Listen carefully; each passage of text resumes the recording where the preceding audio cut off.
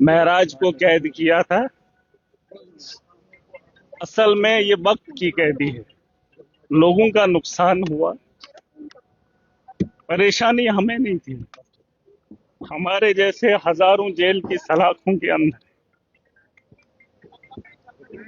हम तो सुधार के लिए निकले थे, बेहतरी के लिए निकले थे।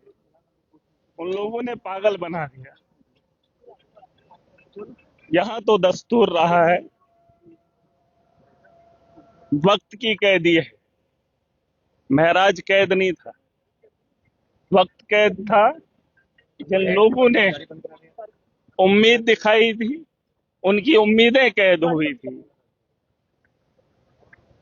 अब क्या ही बताएं। इस बात का अंदाजा आप ऐसे लगा सकते हैं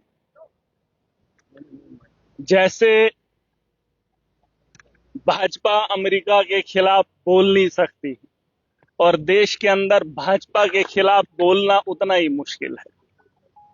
हम तो सिर्फ इसलिए आए थे कि हम आवाम की बेहतरी चाहते हैं, मुसलमानों की नहीं, इंसानियत की और इस मुल्क की बेहतरी चाहते हैं। ये सच्चाई है, इसमें कोई दो राय नहीं।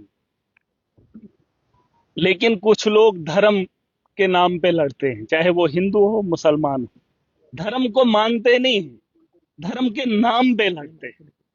अगर धर्म है तो धर्म पे चलना सीखो। और कोई भी धर्म ऐसा नहीं कहता है कि इंसानियत को खराब करने का काम करे।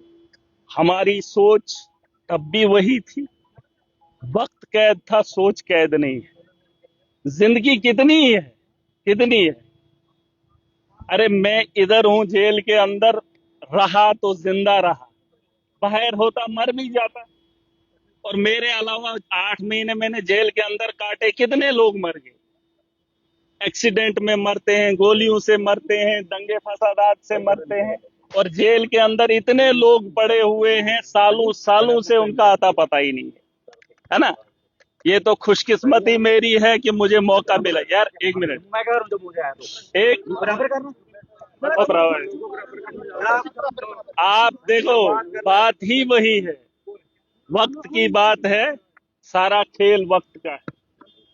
और अगर इस वक्त को हम नहीं सुधारेंगे, महराज मलिक परेशान, मुझे किसी ने कहा कि बाहर जाके मिलोगे। मैंने कहा अगर आम आदमी नहीं होता तो जेल में नहीं होता, है ना। परेशानी ये है कि एक आम आदमी सियासत के मैदान में आकर जब काम करना चाहता है तो लोगों को तकलीफ होती है। यार उसको थोड़ा ये कौन है? नहीं नहीं भाई साहब, है ना। कहने का मतलब ये है, क्या बात हो रही थी, बात कौन सी हो रही थी? जी आज फैमिली से इंसानियत की बात हो रही थी महाराज जी। असल में मामला ये है कि जम्मू कश्मीर के जो हालात हैं, जो जम्मू कश्मीर के नौजवान इस वक्त पढ़ने लिखने के बाद, अभी नशा मुक्त अभियान चलाया जा रहा है ना। नशा मुक्त अभियान नहीं है, बेरोजगारी है। पढ़ा लिखा नौजवान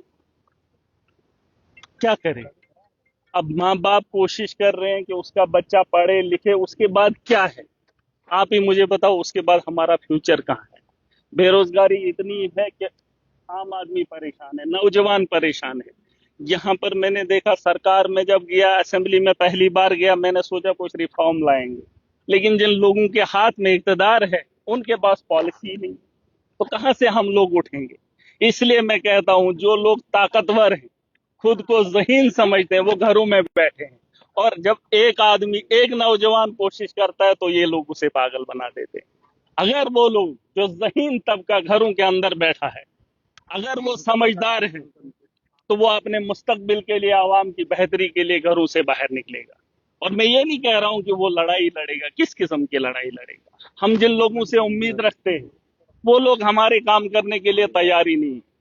हमारी सरकार बनी थी, दावे बुए हैं, चाहे किसी की भी हो, नेता कोई भी बना हो। मैं 8 महीने जेल के अंदर रहा, बताए कोई जम्मू कश्मीर के किसी भी असेंबली में कोई बेहतरी आई हो, किसी भी हॉस्टल में सुधार आया हो, किसी भी स्कूल को इन लोगों ने बेहतर किया हो, बड़ी खुशियां। अरे खुश, आज कुछ लोग कह रहे थे कि लोग खुश है महराज मलिक बाहर आ गया।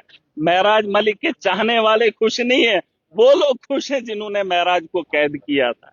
लेकिन वो ये बात भूल गए हैं कि महराज की सोच को कैद नहीं कर सकते, क्योंकि ये इंसानियत का तकाजा है।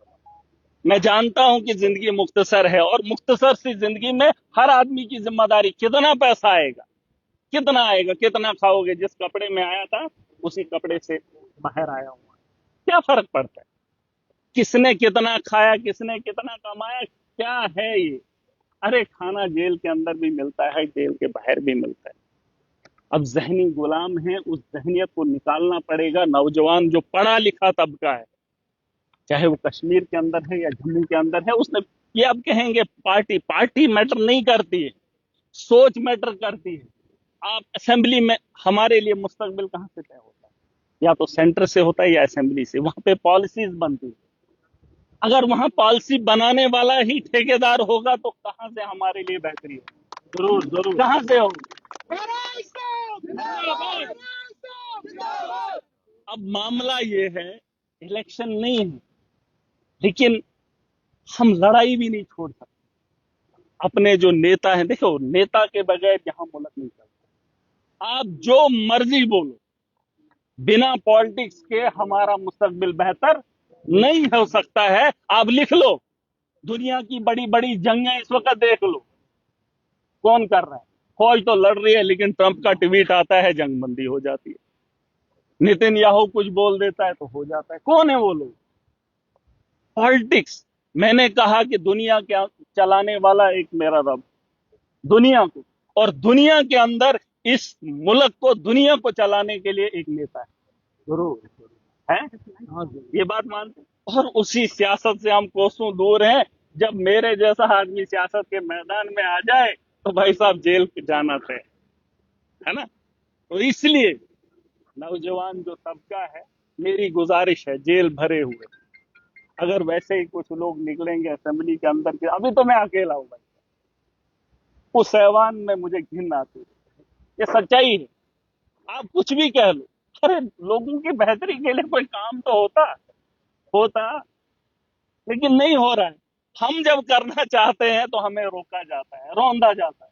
बड़ी बड़ी बातें होती हैं कि ऐसा होना चाहिए, वैसा होना चाहिए, लेकिन ये लड़ाई लड़ेंगे हम।